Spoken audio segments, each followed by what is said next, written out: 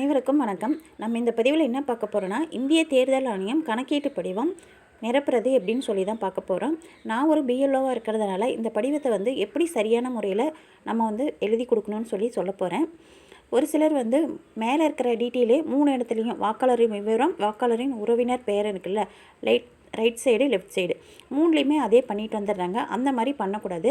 சரியான முறையில் எப்படி இதை எழுதி கொடுக்கணும்னு சொல்லி தான் பார்க்க போகிறோம். இப்போ கணக்கீட்டு படிவத்தை எடுத்துக்கோங்க. கணக்கீட்டு படிவம் மேலே ஃபஸ்ட்டில் வாக்காளரின் பெயர், வாக்காளரின் புகைப்பட அடையாள எண், முகவரி இருக்கும். அடுத்த பாக்ஸில் அவங்களோட வரிசை எண், பாகம் எண், பெயர் இருக்கும். அடுத்தது பாருங்கள், கியூஆர் கோடு ஸ்கேன் பண்ணுற மாதிரி இருக்கும். ஒரு ஃபோட்டோ அதிலே ஃபார்ம்லேயே ஒரு ஃபோட்டோ இருக்கும். அது பக்கத்தில் ஃபோட்டோ ஓட்டுற மாதிரி ஒன்று இருக்கும். அதுக்கு கீழே பிறந்த தேதி, ஆதார் எண் இதெல்லாம் இருக்கும். இப்போ இதில் எப்படி பண்ணணும்னு சொல்லி பார்க்கலாம். ஃபஸ்ட்டில் இருக்கிற பிறந்த தேதி இருக்கு இல்லைங்களா, அங்கே இப்போ கணக்கீட்டு படிவம் யாரோட இதுன்னு அந்த ஃபோட்டோ இருக்கும். அவங்களோட பிறந்த தேதி எழுதிக்கணும், அவங்களோட ஆதார் நம்பர் எழுதிக்கணும், ஃபோன் நம்பர் எழுதிக்கணும், அவங்களோட அப்பா பேர் எழுதிக்கணும். அப்பா இப்போ இருந்தாலும் சரி, இல்லை அப்பா இறந்துருந்தாலும் அவங்க யார் அப்பா பேர் தான் எழுதணும், வேறு யார் பேரும் எழுதக்கூடாது. அடுத்தது அப்பா இருந்தாங்கன்னா அவங்களோட ஓட்டர் ஐடி நம்பர் அங்கே எழுதிக்கணும். இப்போ நம்ம ஃபார்ம் கொடுத்துருப்பாங்க இல்லைங்களா, அதிலே பாருங்கள் ஓட்டர் ஐடி நம்பர் அங்கே இருக்கும். வாக்காளரின் பெயர், வாக்காளர் புகைப்பட அடையாள அட்டையும் இருக்கும். அப்பா ஃபார்மில் அப்பாவோட ஓட்டர் ஐடி நம்பர் இருக்கும். அந்த நம்பரை எடுத்து அந்த இடத்துல எழுதிக்கணும். அடுத்தது தாயாரின் பெயர், அதில் அம்மா பேரே எழுதிக்கணும்.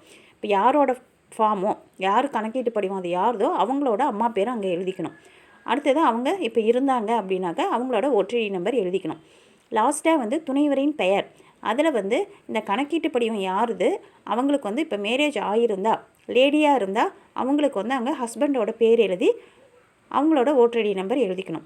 அதே கணக்கீட்டு படிவம் ஜென்ஸாக இருந்தால், அவங்க மேரேஜ் ஆனவங்களாக இருந்தால் அவங்களோட ஒய்ஃப் பேர் எழுதி அவங்களோட ஓட்டர் ஐடி நம்பர் எழுதிக்கணும். இப்போ மேரேஜ் ஆகாதவங்களாக இருந்தால் அதில் எதுவுமே எழுதக்கூடாது, அப்படியே விட்டுருணும். அப்பா பேர், அம்மா பேர், அவங்க ஓட்டர் ஐடி நம்பர் எழுதிட்டு துணைவரின் பெயர் இடத்துல மேரேஜ் ஆகாதவங்க எதுவுமே எழுத வேணாம், அப்படியே விட்டுருணும்.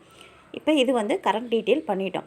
அதுக்கு அடுத்தது பாருங்கள், முந்தைய சிறப்பு தீவிர திருத்தத்தின் உள்ள வாக்காளர் பட்டியல் உள்ள வாக்காளரின் விவரங்கள்னு லெஃப்ட் சைடில் இருக்குது.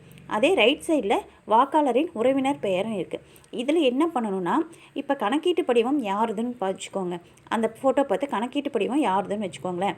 நீங்கள் பார்த்துக்கோங்க. இப்போ 40 வயசுக்கு மேலே இருக்குது. இப்போ உங்கள் ஃபேமிலியில் இருக்க உங்கள் அப்பாவுதுன்னு வச்சுக்கோங்க. உங்கள் அப்பா 40 வயசுக்கு மேலே இருந்தால் 2002 ஓட்டு போட்டிருப்பாங்க. 2002 அவங்களோட வரிசை எண், பாகம் எண், இப்போ நம்ம ஃபார்மில் மேலே இருக்குது பாருங்கள், வரிசை எண், பாகம் எண் மற்றும் பெயர்னு, இது இப்போ கரண்ட்டில் இருக்குது. இதை நம்ம இங்கே எழுதக்கூடாது. 2002 அவங்க வாக்காளர் பட்டியலில் அவங்களோட வரிசை எண் என்ன, பாகம் எண் என்ன, சட்டமன்ற தொகுதி என்ன அப்படின்னு சொல்லிட்டு அதை லெஃப்ட் சைடில் வாக்காளரின் விவரம் இருக்கு இல்லைங்களா, முந்தைய சிறப்பு தீவிர திருத்தத்தின் உள்ள வாக்காளர் பட்டியல் உள்ள வாக்காளரின் விவரங்கள், இதில் 2002 இவங்க வாக்களித்திருந்தால், ஓட்டு போட்டிருந்தா அதோட பாகம் எண் வரிசை என்ன தான் இங்கே எழுதணும். 2002 அவங்க வாக்காளரின் பெயர் அங்கே என்ன இருந்தது, அதில் வாக்காளரின் புகைப்பட அட்டையாள எண், அதில் ஓட்டர் ஐடி நம்பர் இருந்ததுன்னா எழுதலாம், இல்லைன்னா அதை விட்டுடலாம். உறவினர் பெயர், அடுத்தது உறவுமுறை, மாவட்டம், மாநிலம், சட்டமன்ற தொகுதி, இது எல்லாமே என்ன பண்ணணும்னா 2002 வாக்காளர் பட்டியலில் இருக்கிற விவரத்தை எழுதணும். இப்போ இந்த மேலே இருக்கிற ஃபோட்டோவில் அவங்க 40 வயசுக்கு கீழே இருக்கிறவங்க, அவங்களுக்கு 2002 ஓட்டு இல்லை, இப்போ தான் அவங்களுக்கு ஓட்டு இருக்குது அப்படின்னா அவங்க என்ன பண்ணணும்னா, இப்போ வாக்காளரின் உறவினர் பெயர், முந்தைய சிறப்பு தீவிர திருத்தத்தின் வாக்காளர் பட்டியலில் உள்ள வாக்காளரின் உறவினர் பெயர்னு இருக்கு இல்லைங்களா, இதில் எழுதணும். இதில் என்ன எழுதணும்னா, அதே 2002 வாக்காளர் பட்டியலில் இப்போ மேலே இருக்கிற ஃபோட்டோவில் இருக்கிறாங்க இல்லைங்களா, அவங்களோட அப்பா, அம்மா, தாத்தா, பாட்டி, இவங்க யாராவது ஒருத்தர் 2002 ஓட்டு போட்டிருப்பாங்க. அவங்களோட விவரத்தை வாங்கி இந்த வாக்காளரின் உறவினர்னு ரைட் சைடில் இருக்கிறீங்களா, இதில் மட்டும் எழுதணும். லெஃப்ட் சைடில் எதுவுமே எழுதக்கூடாது.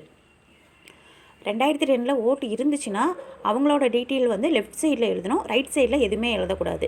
2002 அவங்களுக்கு ஓட்டு இல்லை அப்படின்னா அவங்க என்ன பண்ணணும்னா, அவங்களோட உறவினர், தாத்தா, பாட்டி, அப்பா, அம்மா, இதில் யாராவது ஒரு உறவினரோட 2002 விவரத்தை வாங்கி ரைட் சைடில் எழுதணும், லெஃப்ட் சைடில் எதுவுமே எழுதக்கூடாது.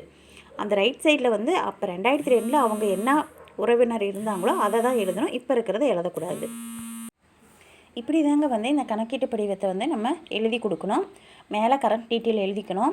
அடுத்தது லெஃப்ட் சைடில் கணக்கீட்டு படிவம் யாருதோ அவங்களுக்கு வந்து வாக்காளர் பட்டியல் 2002 ஓட்டு இருந்துச்சுன்னா அவங்களோட விவரத்தை வந்து லெஃப்ட் சைடில் முந்தைய சிறப்பு தீவிர திருத்தத்தின் வாக்காளர் பட்டியலில் உள்ள வாக்காளரின் விவரத்தில் எழுதிக்கணும்.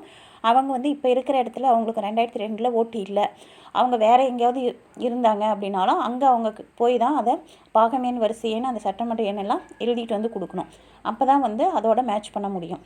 இப்போ வந்து அவங்களுக்கு 2002 ஓட்டு இல்லை அப்படின்னாக்க லெஃப்ட் சைடில் எதுவுமே வாக்காளரின் விவரத்தில் எதுவுமே எழுதக்கூடாது, அதை அப்படியே விட்டுட்டு ரைட் சைடில் 2002 அந்த ஃபேமிலியில் ஓட்டு போட்டால் அவங்க அப்பா அம்மா தாத்தா பாட்டி யாராவது இருப்பாங்க இல்லைங்களா, அவங்களோட 2002 டீட்டெயில் வாங்கி ரைட் சைடில் எழுதணும், லெஃப்ட் சைடில் எதுவுமே எழுதக்கூடாது. இதை நல்லா புரிஞ்சுக்கோங்க.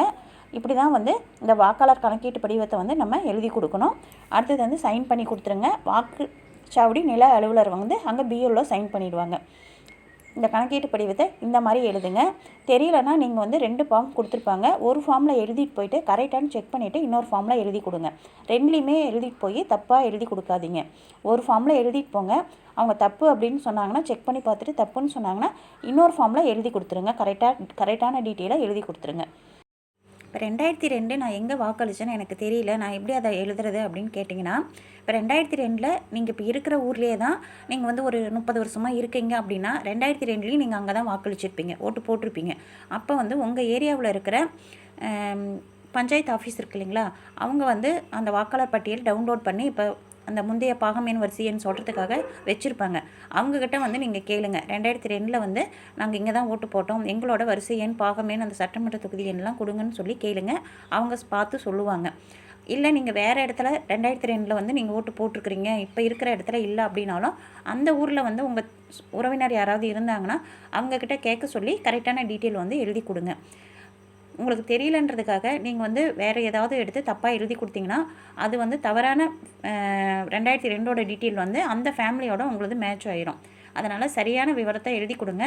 தெரியலனா உங்கள் பிஎல்ஓட்ட கேட்டுட்டு நீங்கள் எழுதி கொடுங்க. அவங்க சரியான விவரத்தை வந்து உங்களுக்கு சொல்லுவாங்க. நன்றி.